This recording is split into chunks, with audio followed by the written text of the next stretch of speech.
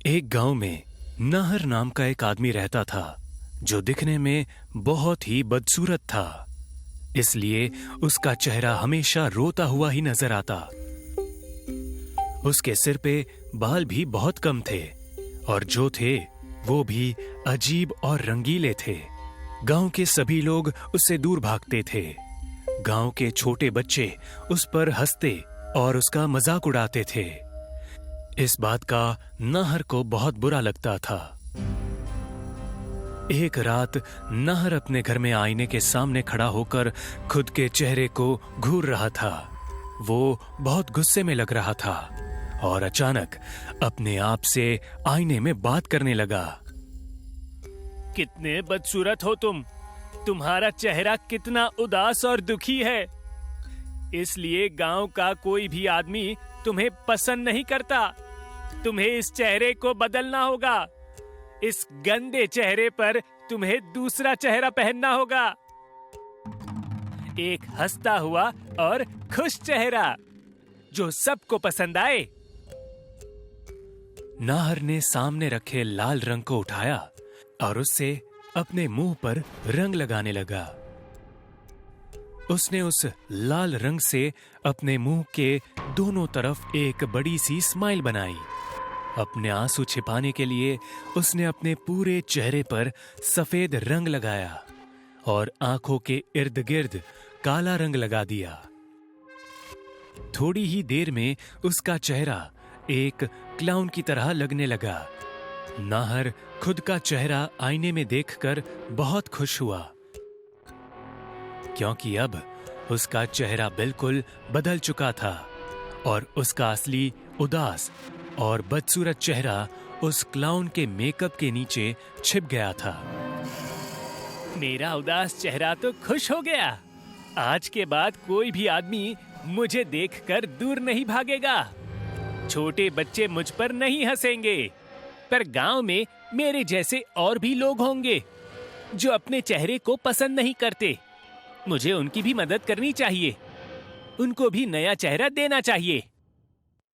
नाहर ने लाल रंग उठाया और अपनी जेब में रखकर बाहर जाने के लिए निकला।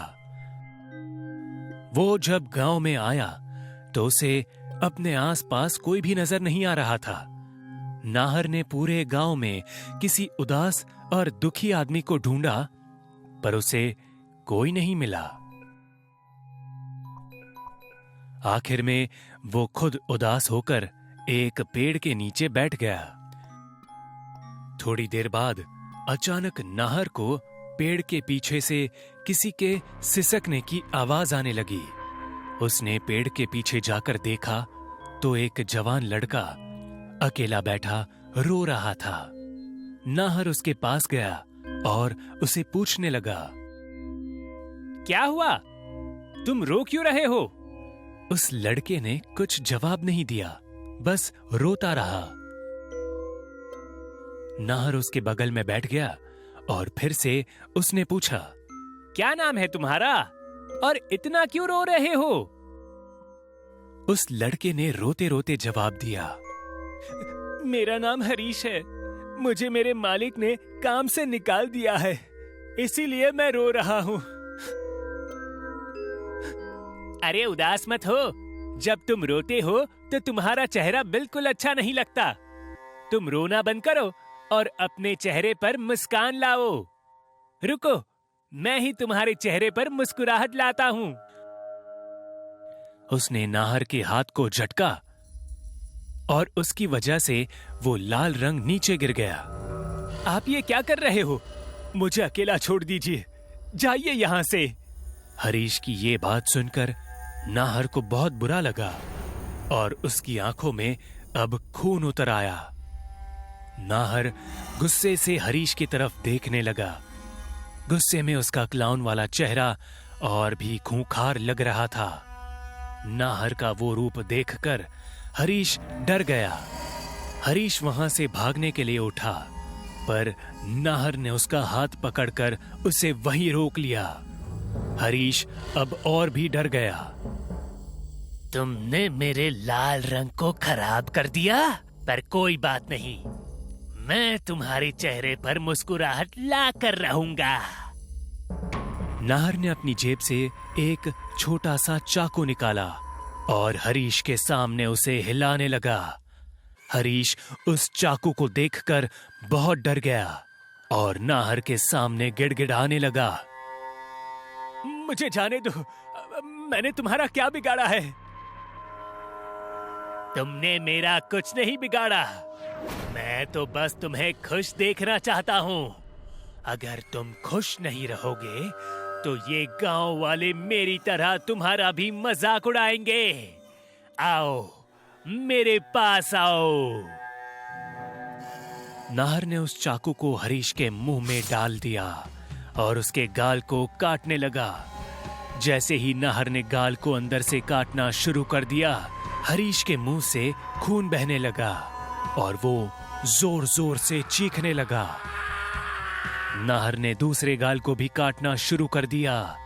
हरीश दर्द के मारे तड़प रहा था। दोनों गाल काटने के बाद नाहर ने चाकू को बाहर निकाला और उस पर लगा वो खून अपने कपड़ों से साफ करने लगा। हरीश का चेहरा बेहद बदसूरत और डरावना लग रहा था। उसके मुंह पर एक स्माइल जैसी खून से रेखा बन गई थी। वो रो रहा था। हरीश की उस खून भरी मुस्कुराहट को देखकर नाहर जोर जोर से हंसने लगा। हंसता हुआ उसका क्लाउन फेस और भी भयानक लग रहा था। पर हंसते हंसते अचानक नाहर की नजर हरीश की आंखों पर पड़ी। तुम रो क्यों रहे हो? तुम्हारा चेहरा देखो, कितना खुश लग रहा है। अब ये हमेशा के लिए ऐसा ही रहेगा। तुम इसे कभी भी मिटा नहीं पाओगे।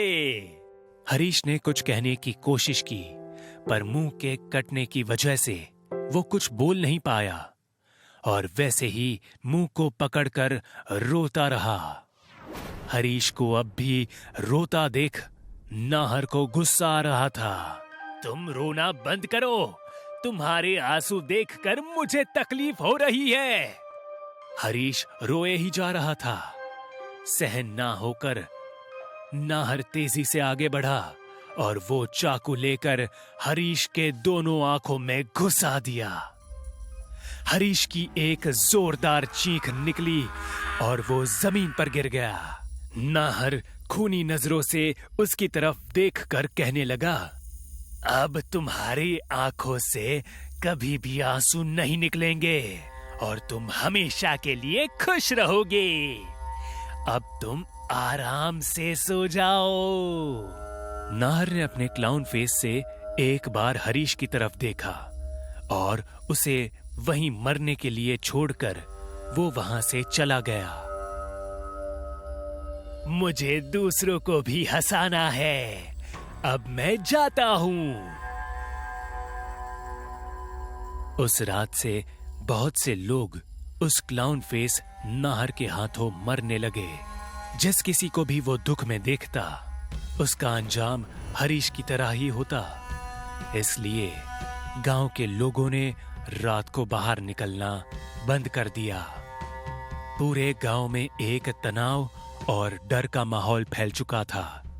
एक रात नाहर चाकू लेकर जब गांव में घूम रहा था, तब मदन अपनी साइकिल पर वहां से गुजर रहा था। अचानक उसकी साइकिल फिसल गई और वो नीचे गिर गया। मदन को दर्द में देखकर नाहर उसके पास गया। नाहर और उसके क्लाउन के मेकअप को देखकर मदन डर गया। नाहर ने चाकू निकाला और जोर जोर से हंसने लगा। तुम बहुत तकलीफ में लग रहे हो। आओ, मैं तुम्हारी तकलीफ कम कर देता हूँ। नहीं, दूर रहो मुझसे। नाहर धीरे धीरे मदन के नजदीक बढ़ रहा था। मदन भी डर के मारे पीछे जा रहा था। पीछे जाते जाते अचानक मदन के हाथों को एक लोहे का सलिया लगा।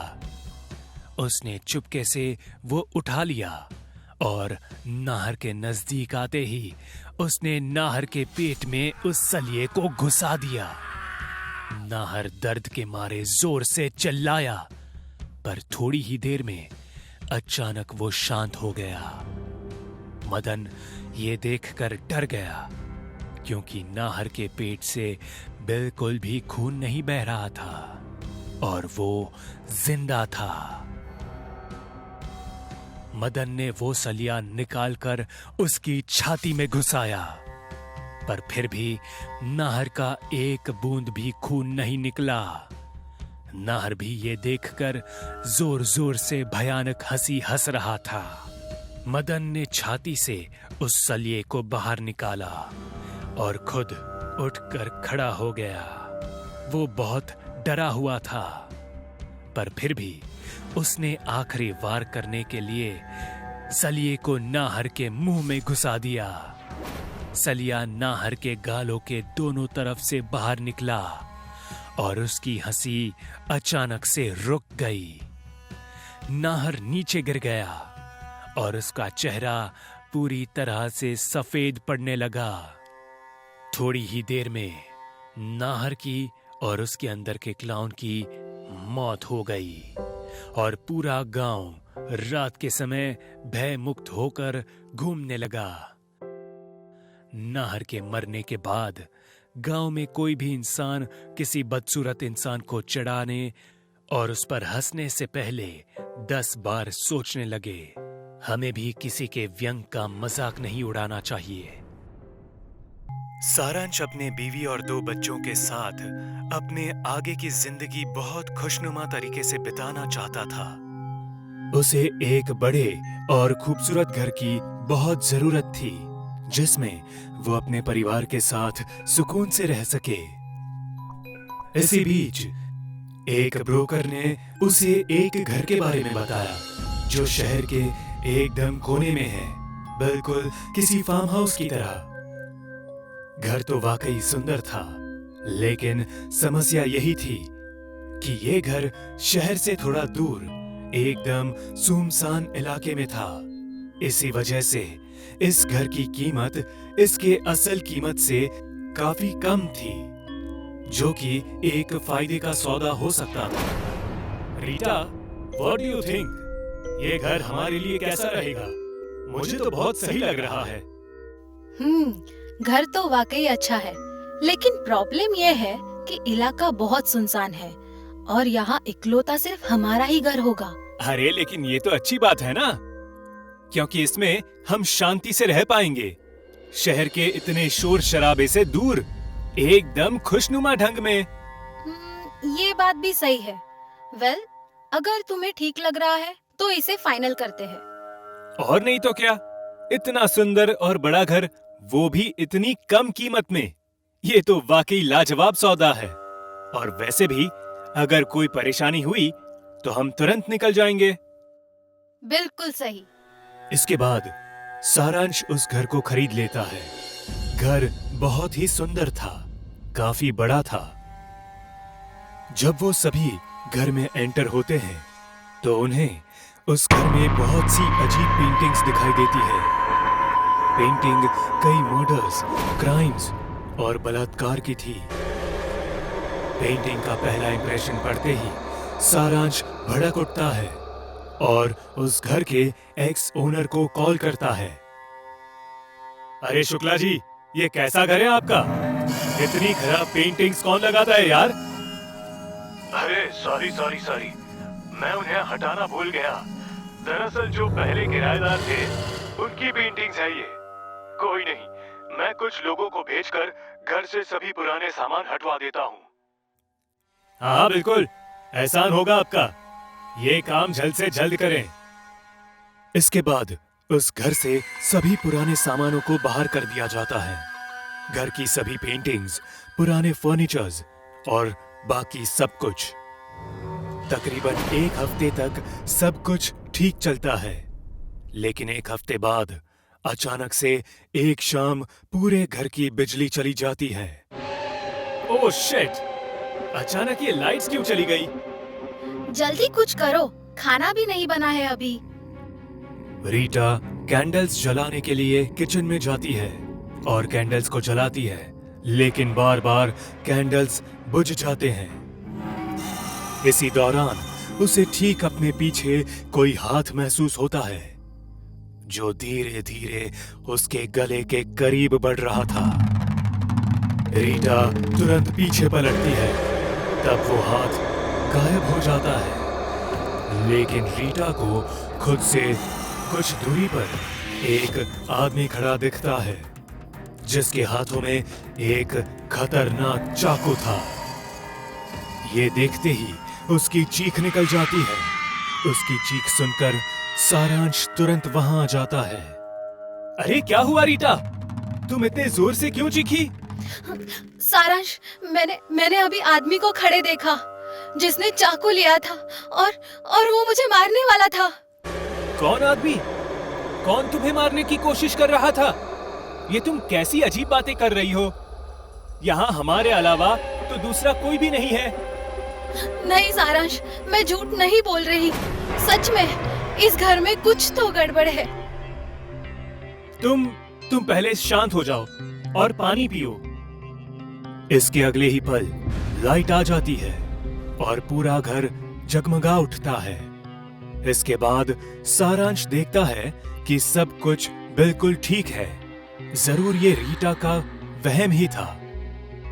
ये सिर्फ एकमात्र ऐसी दास्तान नहीं थी जो उन्हें इस घर में महसूस हुई थी। इसके बाद से तो एक पर एक ऐसी घटनाओं ने जन्म लिया जो किसी भी आम इंसान की जिंदगी को तबाह कर दे। अक्सर टेबल पर रखे कांच के ग्लास नीचे जमीन पर गिर जाते, जिससे टूटा कांच पूरे फर्श पर पड़ा मिलता। सारा सामान अपनी जगह से अपने आप बदल जाता। रीटा अक्सर अपनी बेटी को अकेले में बड़बड़ाती सुनती। इसी तरह एक सुबह रीटा जब लिविंग एरिया में आई, तब उसने अपनी बेटी के मुंह से जो सुना वो सुनकर उसके होश उड़ गए। नहीं, हम यहाँ से नहीं जाएंगे। ये हमारा घर है। देखते हैं तुम हमें कैसे इस घर से बाहर निकालती हो। आन्या को ये कहते सुनकर रीटा बहुत ज्यादा दंग रह जाती है। वो ये बात सारांश को बताती है, लेकिन सारांश उसे बच्चे की एक नटखट हरकत समझकर नजरअंदाज कर देता है। लेकिन अब बहुत जल्द इस घर में वो खौफनाक रात आने वाली थी जिसका सामना इससे पहले इस घर के पुराने किराएदारों ने किया था। आज अमावस्या की रात थी, जब काले बादल छाए थे। पूरा परिवार अपने कमरे में सुकून की नींद ले रहा था। तभी दरवाजे पर एक दस्तक होती है। दस्तक की आवाज सुनकर रीटा एकदम से चौंक जाती है और दरवाजे पर कौन है ये देखने के लिए दरवाजे की तरफ जाती है। लेकिन तभी उसके मन में ये ख्याल आता है कि इस तरह देर रात दरवाजा खटखटाना ये कोई आम बात नहीं है, इसीलिए सीधा दरवाजा खोलना उचित नहीं है। पहले खिड़की से देख लेना चाहिए। जैसे ही रीटा खिड़की को हल्का सरकाते हुए बाहर की तरफ झांकती है, उसकी आंखें खुली की खुली रह जाती है। एक गायब सिर वाला आदमी एक कुल्हाड़ी को हाथ में लिए लगातार दरवाजा ठोक रहा था।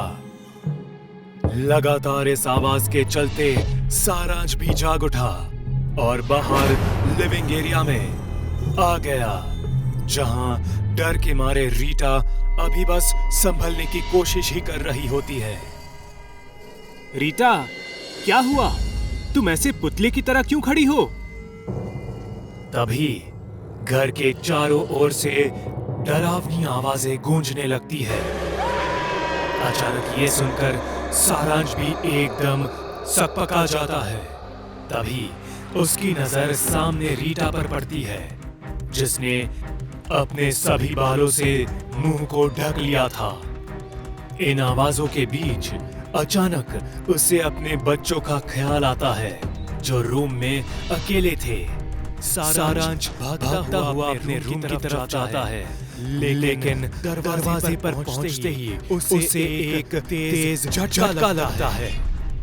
वो देखता है उसके बच्चे के अंदर किसी दुष्ट आत्मा का प्रवेश हुआ था और वो रूम की दीवारों पर किसी छिपकली की तरह चल रहे हैं। ये देखकर वो एकदम सुन्न पड़ जाता है। घर के वातावरण से आती वो डरावनी चीखें रुकने का नाम ही नहीं ले रही थी। सारांश भागता हुआ एक बार फिर नीचे रीटा के पास जाता है, लेकिन रीटा तो वहां से गायब थी। तभी अचानक पूरे घर में अंधेरा छा जाता है। ठीक उसी वक्त कोई धीरे से सारांश के कंधे पर हाथ रखता है।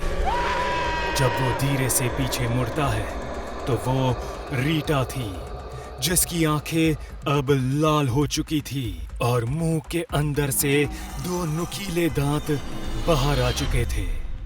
वो सारांश को सीधा गर्दन से उठा लेती है। अरे ये तुम क्या कर रही हो रीटा? क्या तुम पागल हो गई हो? जिस तरह एक रात हमारे परिवार को बेवजह मार डाला गया, ठीक उसी तरह इस घर में आने वाला कोई भी परिवार सुखी नहीं रह सकता। तेरे बीवी बच्चे तो पहले ही मारे जा चुके हैं और अब तेरी बारी है। इतना कहते हुए रीटा सारांश को एक तेज रफ्तार से सामने पिलर्स की तरफ फेंक देती है, जिससे उसे गहरे जख्म लगते हैं।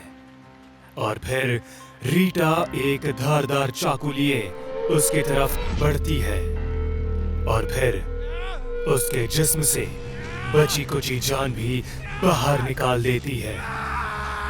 कहते हैं जब भी आप अपना घर खरीदो तो अच्छी जांच पड़ताल जरूर कर ले, क्योंकि कई घरों की कहानियां बहुत भयानक होती है, जिसका अंजाम कल्पना मात्र से शरीर में खौफ की नदियां बहने लगती है।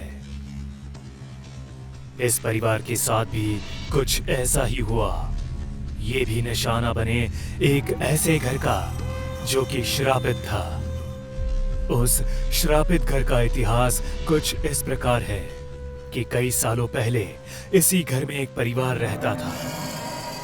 अब क्योंकि ये घर शहर से एकदम हटकर एक सुनसान इलाके में बसा था, तो इस वजह से इस घर को निशाना बनाना लुटेरों के लिए आसान था।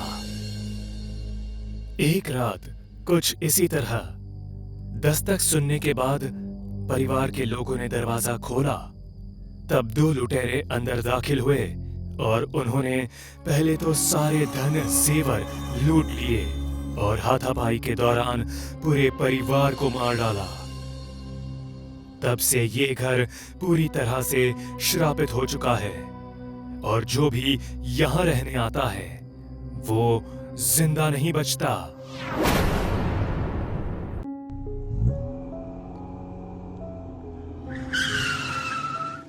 कहाँ जाना है आपको? क्या तुम मुझसे शादी करोगे? क्या बोल रही हो? मजाक ना करो, जल्दी बताओ, आपको लिफ्ट चाहिए? क्या तुम मुझसे शादी करोगे? नहीं, शादी तो नहीं, पर और कुछ करना हो तो।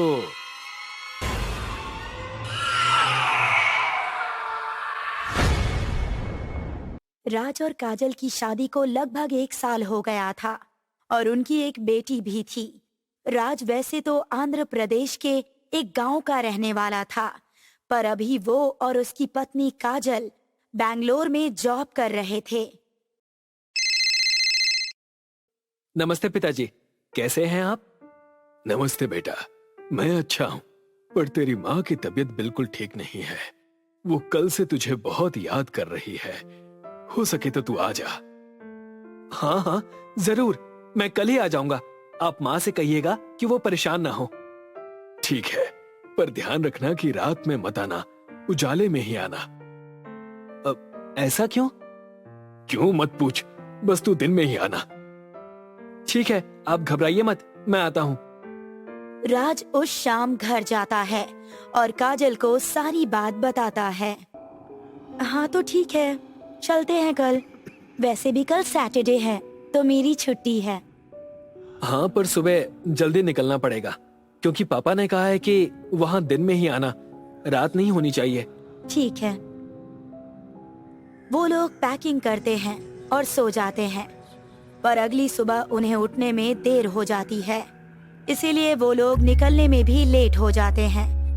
बहुत देर हो गई, अब तो हम लोगों को पहुँचने में पक्का रात हो जाएगी। हाँ कोई बात नहीं, हम लोग पापा जी को समझा देंगे कि देर हो गई थी। क्या हुआ?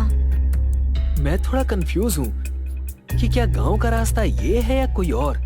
खैर, इसी पर चलता हूँ, लग तो यही रहा है। ओह, पापा का फोन है। हाँ पापा, नमस्ते। तू कहाँ है? आज आया क्यों नहीं? मैं रास्ते में हूँ, गांव पहुँच गया हूँ, बस 15-20 मिनट का रास्ता बचा है। हे भगवान, मैंने तुझे मना किया था कि रात में मत आना। अरे आप क्यों घबरा रहे हैं? हम लोग कार से आ रहे हैं और बिल्कुल सुरक्षित हैं। ओफो, एक तो ये बच्चे कभी बात नहीं समझते हैं। अच्छा सुन, अगर तुझे रास्ते में कोई सफेद साड़ी पहने खूबसूरत सी लड़की दिखे तो अपनी कार मत रोकना और सीधे चले आना। वो औरत नहीं, चुड़ैल है, कोई भी दయ్యం। ये सुनकर राज के पसीने छूट जाते हैं क्योंकि सामने खड़ी वो औरत अब धीरे धीरे आगे बढ़ रही थी। हेलो, क्या हुआ? मैं आकर बात करता हूँ। जितना मुमकिन हो सकता है राज उतनी स्पीड में कार भगाना शुरू करता है, पर तभी वो नोटिस करता है कि उसकी कार की खिड़की के बाहर वो औरत उन्हें साथ चलती हुई दिख रही है और अब वो बहुत डरावने रूप में है। वो कभी राज की तरफ आती है तो कभी काजल की तरफ। दोनों बहुत डरे हुए होते हैं। ये क्या हो रहा है राज? तो इसीलिए पापा जी ने हम लोगों को रात में आने से मना किया था। अगर ये बात पापा पहले ही बता देते तो मैं पक्का रात में नहीं आता। बाहर आओ, बाहर आओ।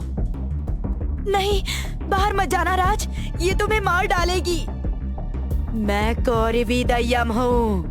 मैं सिर्फ प्यार करना जानती हूँ और बदले में प्यार ही मांगती हूँ। तुम घबराओ मत काजल, मैं उतर कर देखता हूँ, वरना ये हमें जाने नहीं देगी।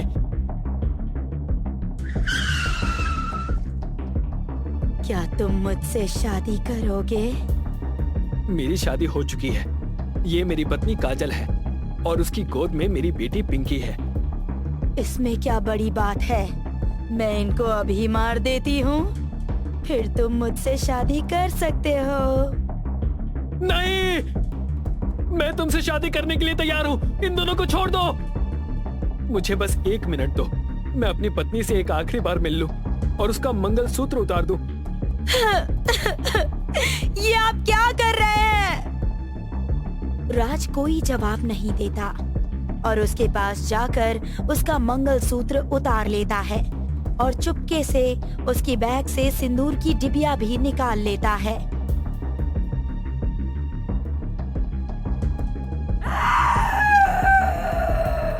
वो लोग बहुत डरी हुई हालत में घर पहुंचते हैं और राम प्रकाश को पूरी बात बताते हैं।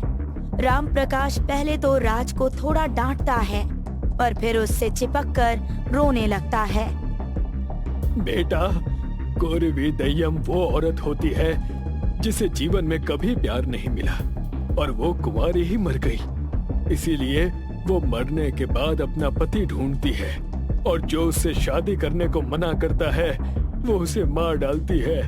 हालांकि वो सिर्फ रात में निकलती है, इसीलिए अब तुम वापस दिन में ही जाना। ठीक है पापा। 2 दिन बाद वो दोनों वापस घर जाने के लिए निकलते हैं। अच्छा पापा, अब हम चलते हैं। ठीक है बेटा, अच्छे से जाना। वो लोग वहाँ से सुबह सुबह निकलते हैं। उन्हें लगता है कि दिन में उन्हें कौरवी दయ్యం नहीं मिलेगी, पर वो बहुत खतरनाक रूप में अचानक उनकी कार के बोनट पर आ धमकती है और गुस्से से कहती है, तुमने मेरे साथ बहुत गलत किया। आज तक ऐसा मेरे साथ किसी ने नहीं किया था। तुमसे बदला लेने के लिए मुझे दिन में आना पड़ा है। मैं तुम लोगों को छोड़ूंगी नहीं। गाड़ी हवा में उठाती है। ये सब वो मेरी वजह से कर रही है। मुझे अपना बलिदान देना पड़ेगा, तभी मेरी बीवी बच्चे बच पाएंगे। तुम्हें मुझसे बदला लेना है ना, तो ले लो, पर उन दोनों को छोड़ दो। कौरवी दय्यम कार को नीचे उतार देती है और राज का गला पकड़कर उठाती है। वो एक चीख मारती है जिससे राज सहम जाता है और फिर वो उसे उड़ाकर हवा में ले जाती है और उसका एक हाथ काट देती है और दूसरा हाथ काटने ही वाली होती है कि तभी वहाँ गांव वाले आ जाते हैं और एक पुजारी उसके ऊपर चिल्लाता है, ए चुड़ैल, मैं ईश्वर के नाम पर तुझे आदेश देता हूँ कि तू पृथ्वीलोक को छोड़ दे, भगवान तुझे मुक्ति दे। ये तुम लोग क्या कर रहे हो? मुझे तो बस प्यार चाहिए था। क्या दुनिया में ऐसा कोई नहीं है जो मुझसे प्यार करे? तुम मर चुकी हो, तुम्हें प्यार नहीं मिला, इस बात को कबूल कर लो तो तुम्हें मुक्ति मिल जाएगी। नहीं, जब सबको प्यार मिलता है तो मुझे क्यों नहीं? राज ने कौरवी दय्यम को प्यार से गले लगाया, जिससे वो बहुत खुश हुई और क्योंकि उसे अब एक प्यार का स्पर्श मिल गया था, इसीलिए उसे मुक्ति मिल गई और वो अचानक गायब हो गई। सबने चैन की सांस ली।